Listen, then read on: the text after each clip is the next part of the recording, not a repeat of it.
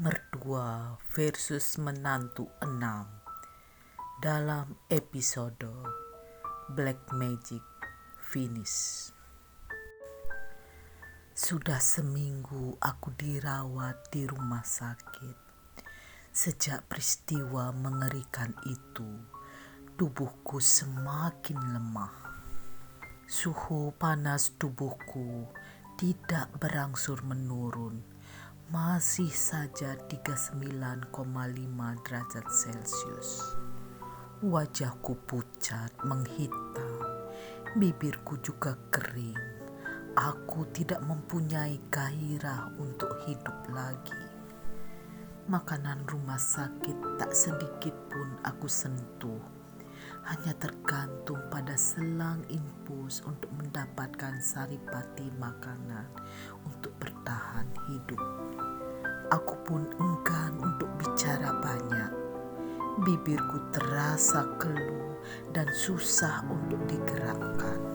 Aku hanya terbaring di ranjang yang dingin, ditemani oleh selimut yang menutupi sebagian besar tubuhku. Kepalaku semakin hari terasa bertambah pusing. Kalau aku buka mata, semua benda terasa bergerak, terbang ke sana kemari. Hampir setiap malam aku bermimpi, mimpiku tentang perubahan wajah mertuaku. Dari wajah sinis kepadaku, mendelik, tertawa penuh kebencian, mengerikan, matanya melotot sampai wajah setengah muka yang ditunjukkan dalam mimpiku. Aku sangat takut, bahkan untuk berteriak pun aku tak bisa lagi.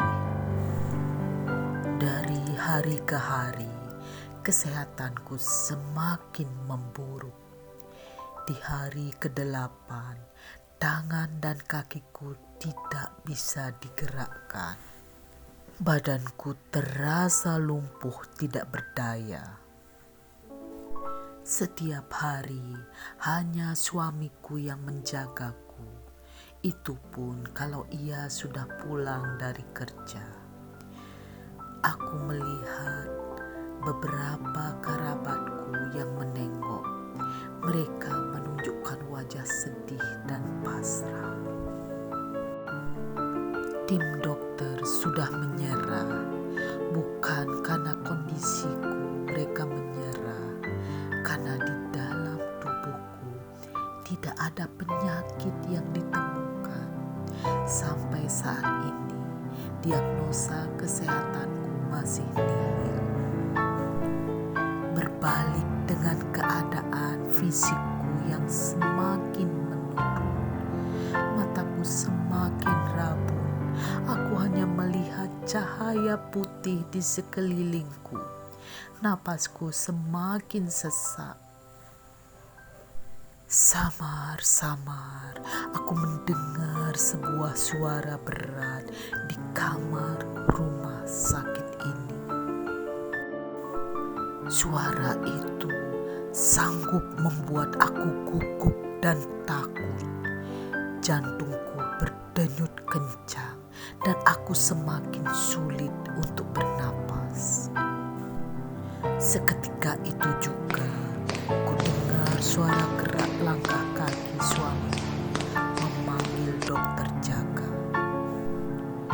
Akhirnya hanya ada aku dan suara berat itu. Ia membisikkan sesuatu di telingaku. Sudah saatnya kamu pergi sekarang. Beristirahatlah dengan damai. Jangan membenciku, karena itu sudah suratan nasibmu yang buruk, menantuku. Sedetik kemudian suara itu hilang. Aku merasakan tubuhku ringan dan plong seperti kapas yang melayang tertiup oleh angin. Semuanya tanpa rasa, dan aku terbawa cahaya putih entah kemana. Begitu asing tempat aku berpijak sekarang, terasa damai dan tentram, tidak merasakan kesakitan.